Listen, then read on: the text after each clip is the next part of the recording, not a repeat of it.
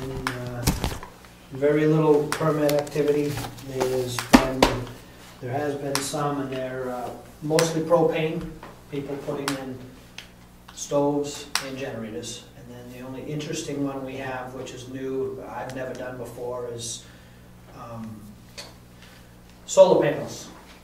So we have a gentleman putting a whole mess of solar panels on his roof, and a meter, two-way meter, and he's selling it. He's generating it and selling it back to public service, and then using it when the sun goes down. And he asked me today about Brookfield is listed in the state as one of the towns that we don't have credits for those things, but even the towns that don't have credits, they do a neutral assessment.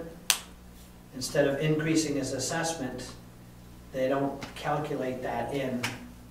Most towns don't calculate that in as an increased assessment. And he was asking me about the position of Brookfield, and I said, well, I'll bring it before the board, but I just got it this afternoon. I'll look into it more, and I think we should discuss. I don't know what Avatar's position is on it either, so. That's the one thing we'll have Jessica check on. Yeah, and I'll give you the paperwork that he gave me. It's just two pages. You can ask them about it. Okay. Yeah, he sent me an email today. Oh, did he? Yeah, today. Okay. Putting on. Yep. Yeah, I went down to see. And you might, if you could, when you're talking to Avatar, find out if a decision was made in this, does it apply to any other type of solar, wind, or anything else? You know, if a decision is made, would it then affect somebody doing other things? Okay. Or somebody, say Brad, just putting 20 acres of solar panels in, is that something different? Or No, because now he's generating, now that's a business. Yeah, he's a solar farmer. He's living in his house, and it's coming through his house. 20 acres is a farm. I just built a big barn. 20 acres of solar panels is still a farm. Yep. So that's it for code enforcement. How about road agent? Unless you have any other questions. Okay. Had a coffee last Saturday. Question and answer. You did a great job. Thank you. Donuts were good. Coffee was hot. First time making coffee in a large pot. I guess it was okay. But I think that went well. It was basic stuff. I think I'd actually like to do another one later in the winter. But I'm trying to obtain a movie on the history of plowing in the state of New Hampshire. That was put together by a man who retired out of the DOT. And if I can do that, I think that would be kind of neat. As far as work goes, we finished above the hill on Bruce Mountain. We've spread the rest of the gravel. We bought more gravel for Lyford Road, graded most of Lyford Road, and then spot graded everything else where it needed. Took the trees down out back. We've been kind of busy this fall, as you can probably see by the bill. So we're ready for winter. And did we ever fill those craters up on Stoneham Road? Cold patch. And yes, I'm sorry, and I'm guessing it was probably 10-ton of coal patch. We put out 8-ton. And all on Stoneham? Well, a lot of it on Stoneham. And then we have some, I ordered, we got 19-ton this fall. So we have some there, so when we want it, it's there. He also used some up on the top of Moose Mountain where we cleaned up the banks. A lot of the road there was broken up, and he put some in there. A crazy question. What makes this stuff, if you can store it here, all of a sudden harden? I don't know the technical answer to that, but simply put, once you compact it and squeeze out the oils, I believe that they evaporate, and that's when it starts binding. Because it's not a hot oil, you know, with the viscosity that it thickens and binds with temperature. It has to do with evaporation. Because even sitting in a pile loose, the outer edge will crust over, but you can reconstitute it. You can stir it up and get it going. But it's not meant to be a long-term fix. It's just a No, short-term, it's really because Coal patch will come out within 2 to 3 years. Whatever you put in will be gone in 2 to 3 years. I've yet to see it come out, but it, I don't it's know. definitely not supposed to be paved over. You're supposed to actually dig it out before you pave, and fill the holes with either gravel or hot patch. But it's not an issue for us because we seem to like that grinding. So, We gave Ed an ambitious list of projects for this summer, and we've gotten an impressive amount of it done. and also, now that I think about it, the large culvert at the bottom of the hill on Stone Road from Burns, we've redid that header, set out to fix it, touched it, and it fell over. So we rebuilt the whole thing and come out nice. Good. All Any right. questions? Thanks, Ed. Thank you. And thank you for giving the people the opportunity to come to for your donuts and your little get together. There were about 16 people there, very well received, very Well, it's relatives, but, you know, comprehensive discussion. It didn't cost me much to get them there either. Donuts and coffee? We did notice he wouldn't take the donuts home. He didn't want those kids But I did loading take up the on donuts sugar. home, and I did catch it from my wife. Okay, I told Tom Gregari he didn't necessarily need to stay, but the Conservation Commission is requesting that we appoint Mr. Dick Peckham as a member of the Conservation Commission. He's been on that before. He's been it before, he's actually been attending the meetings as an alternate, and he is replacing Mr. Ciccarone. Make a motion that he be appointed. You ought to read that, just so you know.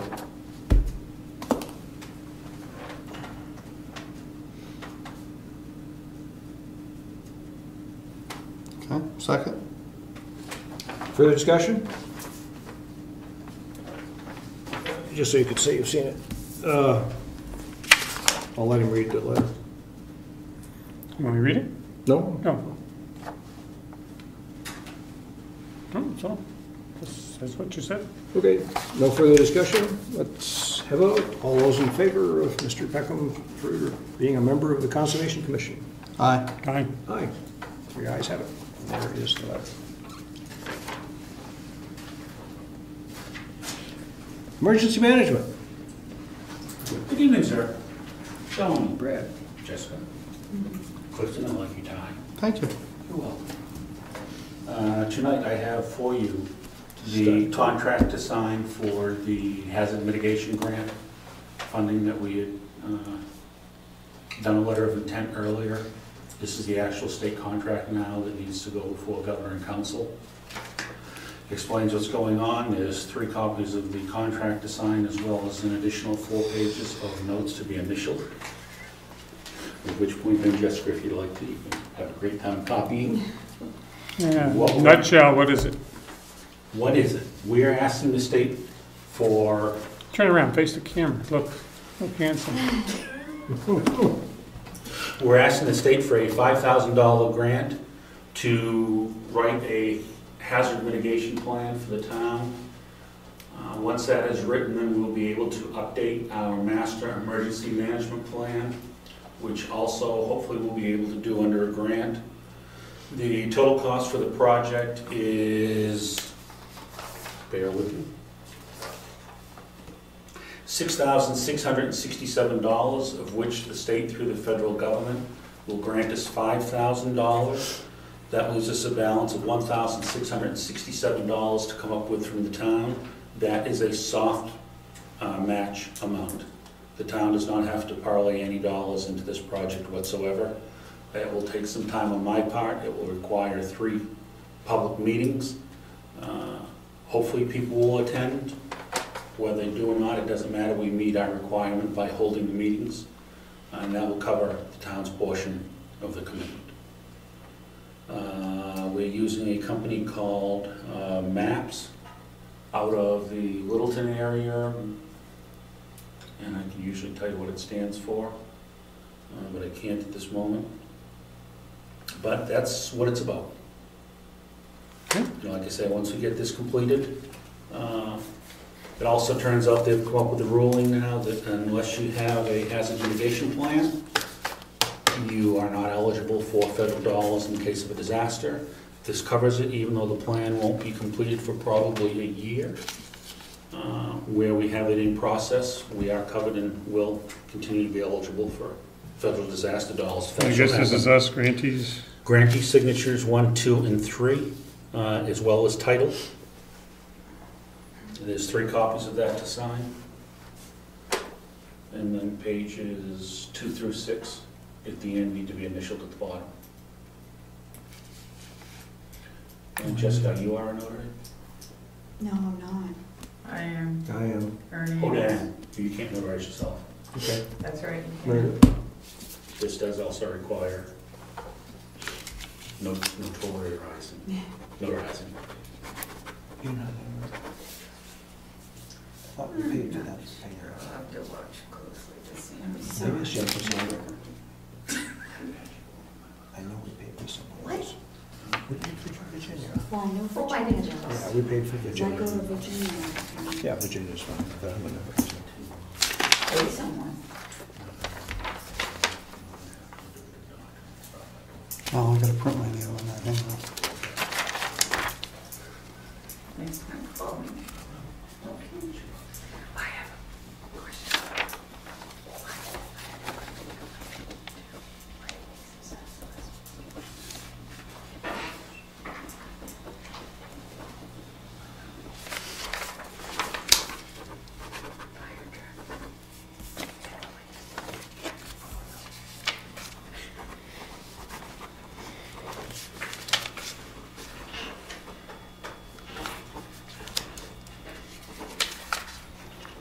Questions on that? I'll do my speed reading.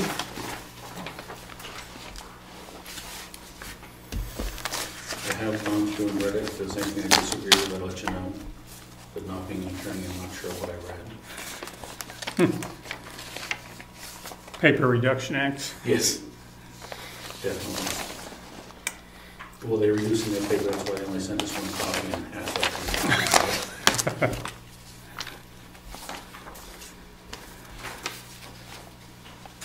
While we're on the topic of emergency management, the cots and related equipment have been ordered. I was anticipating a need for prepayment or something like that. The company was looking nice and they said, no, we'll be happy to send them out to you. We'll send them an invoice with us and with it. And Will we get the invoice this year?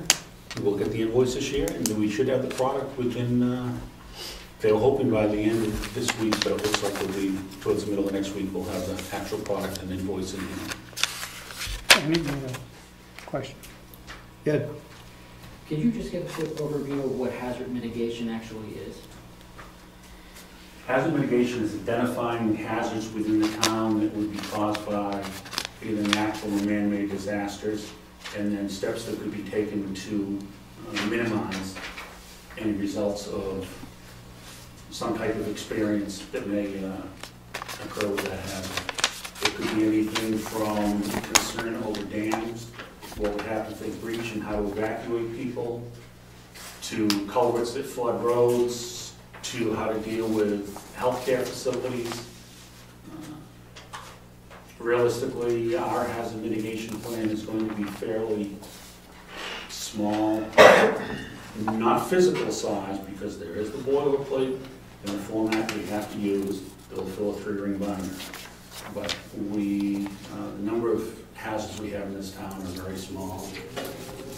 We do have a floodplain down Got the Road, got the volcano up on top of Moose Mountain. volcano on top of Comeau. You know, the earthquake fault on Stoner.